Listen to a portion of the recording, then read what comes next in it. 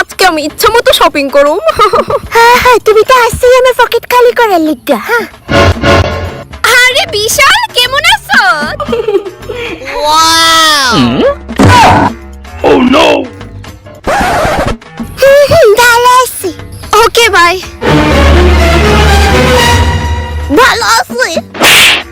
রেস্টুরেন্টের খাবারগুলো সেই স্বাদ, তাই না লতিকা? ভালো আছি।